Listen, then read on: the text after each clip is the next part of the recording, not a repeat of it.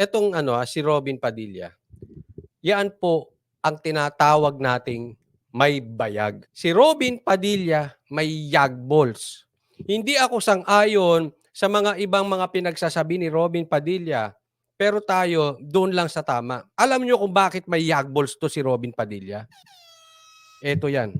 Ngayon, ginigipit si Kibuloy. At tatandaan natin, pag ang tao nagigipit, ang mabango dyan, dumistansya ka. Pero ginigipit si Kibuloy. Ngayon, nagsasabi ng totoo si Robin Padilla. Anong ibig sabihin? Sinabi niya, ni isang beses, hindi nang hingi si Kibuloy sa kanya ng pera. Kasi ang sabi dito, nang hihingi ng pera si Kibuloy. Pinatunayan niya na si Kibuloy, kahit siya ay humingi ng tulong kay Kibuloy, hindi nang hingi ng kapalit si Kibuloy. Anong ibig sabihin yan? Mga brad, mga sir, yan ang tinatawag natin na wala sa karamihan ng mga pesteng mga trapo na mga walang utang na loob. Ito yagballs. Yagballs yan. Hindi yung katulad ng iba, pagkatapos ginamit ang SMNI, bakla.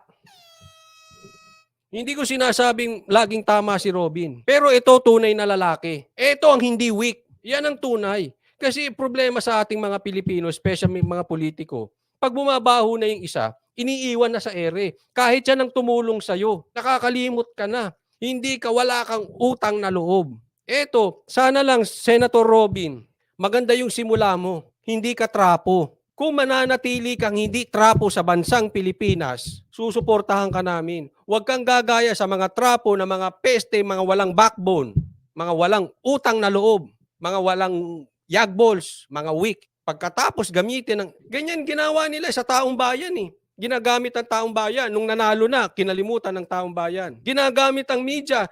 Nagamit ng SMNI, iniwan na si SMNI. Ginamit si Sara. Nung nanalo na sila, iniwan si Sara. Mga walang utang na loob tong mga animal na ito. Hindi ko alam kung walang utang na loob o mga bakla, mga walang yagballs o parehas, weak. Diba? Tatango-tango pa si nagulat sila. Senator Robin, kung ganito lang, tuloy mo yan. At ako naniniwala ako sa tao. At the end of the day, wala ito sa pagalingan, wala ito sa pagalingan ng English, wala ito sa patalino-talino. Sino bang gumahasa sa Pilipinas? Yung mga pa-English na matatalino. Ako, malaki ang paniniwala ko. Ito prinsipyo ko eh. Ang taong may utang na loob, marunong tumanaw ng utang na loob, mararating ang kanyang paroroonan. Pero ang taong hindi marunong tumanaw ng utang na loob, antay lang kayo. Time bomb yan, babagsak yan. Wait and see. Ang mga taong walang utang na loob, babagsak. Hindi to kasi ako lang sa tama eh. Diba? Meron ako, binibira natin si Robin. Kahit naman si Kibuloy, binira natin. Si Roque, binira natin. Diba? Pero ngayon, okay na. Diba? Pero kailangan natin ng politikong hindi trapo. Sana lang, Robin, maganda yung simula mo. Sana, after 6 years, ganyan ka pa rin. Baka mamaya, after 6 years, nakikita ko yung pangalan mo, nasa bigas na, nasa tarpaulin na dyan sa stage, namimigay ka na sa DSWD, nagpupunta ka na sa palengke. Tapos, wala ka na ring utang na loob, gaya ng mga kasama mong politiko, mga weak.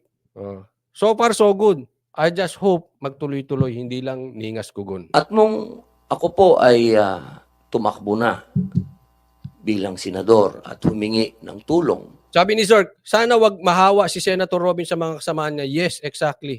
Eto, humingi siya ng tulong. Kay Pastor. Kahit 5, hindi po ako hiningan ng pera ni Pastor. Ang gusto ko lamang pong tango pa, untiberos. sabihin sa ating pagdinig, kung ang ating pong mga matatapang na mga witness ay nakakapagsalita patungkol kay Pastor Kibuloy, ako din po ay malayang magsasalita na hindi po ako kailanman kahit na sino sa Kingdom of Jesus Christ hiningan ng pera. Not even once. Not even once. Di ba? Ano na yan? Semplang. Tingnan nyo ito susunod. At ako po ay magtatanong lamang sa ating mga witness. Alam niyo po, ako po ay gumawa ng isang pelikula laban sa New People's Army. Siguro gustong ipatigilin ito si Senator Orby, si Si Senator Ontiveros to si Robin. Oo nga, ba't pinagsalita-salita? Sabi niya siguro. Ito po yung Ito po kasi, ito po naririnig ko sa ibang vloggers. Sabi nila si Ontiveros dati na pinagsalita si Robin. Alam nyo, huwag kayong gumaya sa amo ninyong, ito payo ko sa mga vloggers niyan, huwag kayong gumaya sa amo ninyong diktador. Kasi yan po litanya nila. Napapakita ko sa mga vloggers nila. Wala daw kwenta sinabi ni Robin, dapat hindi na pinagsalita. Ultimo vloggers nila, namamana na yung ugali ng kanilang amo. Diktador. Huwag nyo po kaming busalan. May karapatan po kami magsalita. May karapatan po magsalita si Senator Robin. Hindi lang si Ontiveros ang dakdak ng dakdak dyan. Baka nakakalimot kayo, huwag kayong diktador ha. Pati mga vloggers, diktador na ngayon. Tindi yung mga ting. Memoirs of a Teenage Rebel. Hmm. Marami po sa mga kasamahan ko na gumawa ng pelikulang yan. Kaparehas po ninyo. Nagsalamin, nagtago, hindi nagpakilala. Pati yung direktor namin natakot. Pero alam niyo po, nung tinanong nila ako kung ako ba'y magpapakilala, ang sinabi ko po'y opo. Hindi po dahil sa hindi ako natatakot. Kung hindi, inisip ko po yung mga teenage rebels na naglabas ng mga mukha nila at nagsalita sila laban sa organisasyon na pinasok nila at sila'y naabuso. Ang ibig ko pong sabihin, wala po akong pinapanigan dito dahil ang Senado ay kakampi ng bawat Pilipino. Correct, Ontiveros, narinig mo yon. Ang gusto ko lamang pong sabihin, kung tayo po ay mag-aakusa at titindig, kaya natatakot po tayo o hindi, kailangan harapin po natin kung sino yung inaakusahan natin. Yan. Kasi ito issue dito ha. Nung kanya daw, naggawa sila ng pelikula, ito atay patungkol sa NPA, lahat natakot, nagtakip ng muka, siya hindi. Ganyan po yan eh. Yan po ang sinasabi ko kay Robin Padilla. Hindi lang atapang-atao sa pelikula. Sa totoong buhay, matapang. May yagbuls to si Robin. Maniwala ako, hindi. Kasi meron akong nabalitaan na hindi ko alam kung may karapatan akong sabihin. Basta isa lang ang nasabi ko dito kay Robin. Yagbuls. Hindi kasi madaling magtapang-tapangan. Pero yung ginawa niyang yan, hindi. Una, against sa Agus yan. Pinupunlaan na si Kibuloy. Wala ang binibigay na pera sa kanya si Kibuloy ni isang kusing. Ni 5 wala. Hindi yan natural reaction ng senador. Kadalasan yan, didistansya. Didistansya sa lahat sa SMNI. Lalong-lalo kay Kibuloy. Lalo na ang paratang ay pangmumolestya. Yan yagbols. Nung kinalaban niya nga yung NPA, di umano, nagpakita siya ng muka. Yan po ay hindi tapang-tapangan. Kaya nga ako wala akong bilib dun sa mga vloggers na hindi nagpapakita ng muka. Tapang-tapangan yan. Kasi madali magsalita eh. Di ba? Pero iba yung kita yung mukha mo. Itataya mo yung pangalan mo. Pag may sabit kang sinabi, may libel ka, may kaso ka. Delikado buhay mo. Yan ang tapang. Yan ang yagbols. Pinapakita niya. Kasi itong mga witnesses, again, wala sa akin, na-discuss ko na yan kanina sa live ko. Kung hindi nyo napanood, hindi ko na ipapaliwanag ngayon extensively, pakipanood nyo na lang. Pero wala ako para maghusga kung yung mga witnesses na pinakita na nakatakip ang muka ay lihitimong nagsasabi ng totoo or hindi. Wala sa akin para maghusga dyan. Ang maghusga niyan, dapat korte. Kaya nga sinasabi ni Senator Robin dito, dapat ipakita nyo mukha ninyo. Harapin ninyo yan.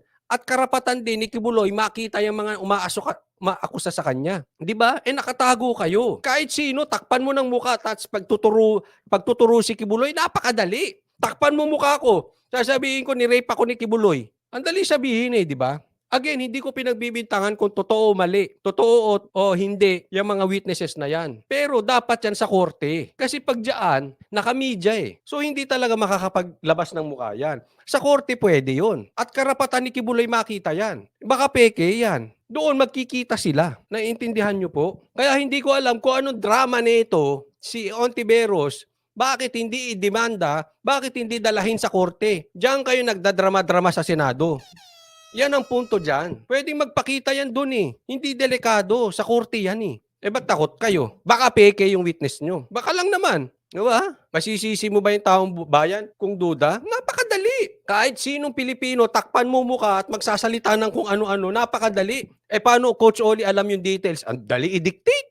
Ano ba naman kayo? Diba? Kumuha ka lang ng isang inggit na dating miyembro nila Kibuloy, makakakuha ka na ng detalye. Tatandaan natin ang daming inggit. O, di ba? Again, hindi ko sinasabing tama si Kibuloy o mali. Ang punto, dapat wala yang piring, hindi nakatakip ang muka, kaya dapat yan sa korte dalahin. Hindi kayo kayang tulungan ni Ontiveros makuha nyo ang hustisya kung totoo yung sinasabi nyo kay Kibuloy. Kasi walang karapatang magparusa ang senador. Hindi po yan korte. Judge lang po ang pwedeng magparusa. Ang gagawin lang ng mga yan is in aid of legislation. Duda pa nga ako. Baka in aid of election yan. Yan ang nakakatakot dyan sa mga pahiring-hiring. Nadududa ako. May nagagawa mang batas? O dahil in preparation for election yan? Nimpa, sabi niya, tama po nababayaran ng mga testigo. Kaya dito, bumilib ako kay Senator Robin. Pinupog siya dyan ng mga ano. Alam mo naman yung mga ensimada vloggers. Mana sa amo, diktador. Pinupog siya dyan. Pero hindi, kahit unpopular. Dapat ganun kasi. Kahit unpopular, yung gagawin mo, basta tama, gawin mo. Sana ganyan lahat. Huwag kayong magtago kung totoo yan.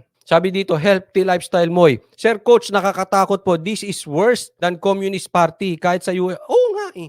Ultimo yung vloggers nila. O galing communist. O galing diktador. Pakinggan nyo yung iba sa kanila. Hindi ko nababanggitin. Dapat daw hindi pinagsalita si Robin. Ano ba tayo, communist? Pag hindi sang-ayon sa inyo, bubusalan nyo? Sabi ni Conchita, bakit binabasa sinasabi nila may testigo bang ganyan? Correct. They are stupid, sabi. Nakita, hindi magsampa ng kaso sa korte, hindi sa senador. Ernie Centeno, may opinion kung mag-file ng case against Kibuloy sa court para malaman. No, kahit nga yung mga abogado niya. Actually, kahit si Kibuloy sinasabi, magsampa kayo ng kaso eh. Kasi sa korte, makakasagot si Kibuloy. Walang camera. Ang purpose nitong mga ito, sa totoo lang, in my opinion, ipahiya si Kibuloy, tapos i-connect kay Duterte.